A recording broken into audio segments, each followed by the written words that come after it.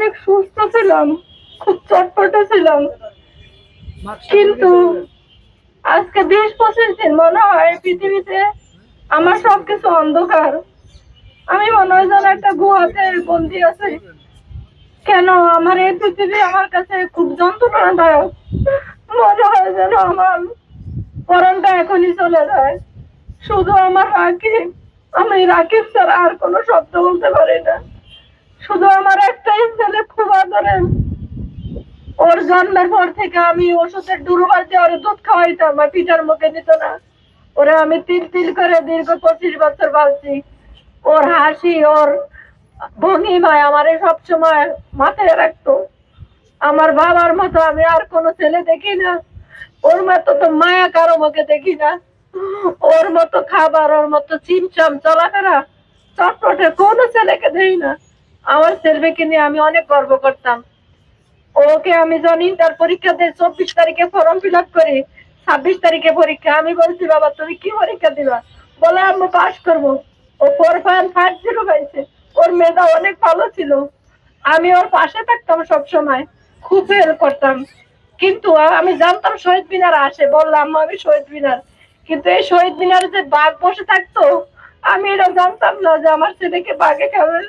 যদি জানতাম তাহলে আমি হয়তো ওই বাঘের মুখে যাইতাম।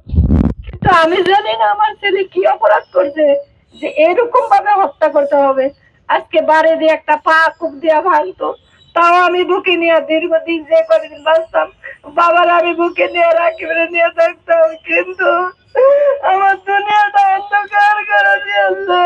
আমার রাকিব নাই, আমার টেবিলে 4টা চেয়ারই খালি, কেউ বসে না। আমার রাকিব নাই। আমি আপনাদের কাছে, এ বাংলার জনগণের কাছে বিচার চাই। হাতির মা কান্দে, রাকিবের মা কান্দে, আর কত মা কান্না করলে এই বাংলাদেশ শান্ত হবে? আপনারা বলেন, শুধু মায়েরাই কাঁদবে, কেন মাদেরকে কান্না করতে হয়?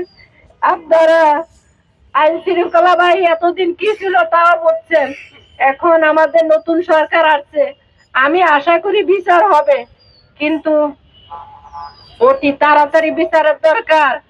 আবার যেন আমার রাকিব হাতির মতো আর কোনো মা এইভাবে কান্না না করে।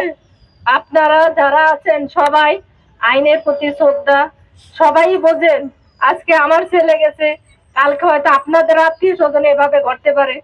এই আসামি যারা আছে, এই যারা মূল গডফাদার, ওদেরকে উগলিয়ে ফেলুন, নাইলে এই বাংলাদেশে হাজার হাজার মা কাঁদবে, হাজার হাজার মা দেখা গেছে পাগলের মতো রাস্তায় চলবে। কারণ একটা মায়ের কাছে একটা সন্তান অনেক বড় কিছু। স্বামী যখন মারা যায়, মা সন্তান দিয়ে কখনো যায় না। বাবা আরেক জায়গায় বিয়ে করে, মা কখনো যায় না।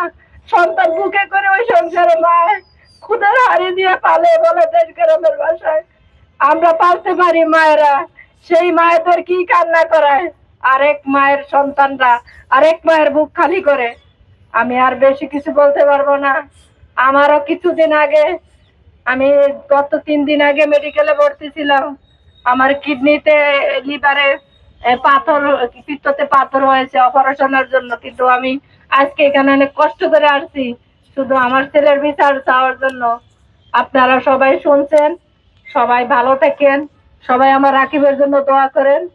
আইন শৃঙ্খলা বাহিনী যারা দেখবেন, তারা অতি লম্বে মূল আসামিদেরকে গ্রেফতার করবেন, বিচারের আওতা নিবেন, বিচার হবে, বাংলার জনগণ দেখবে। আসসালামু আলাইকুম।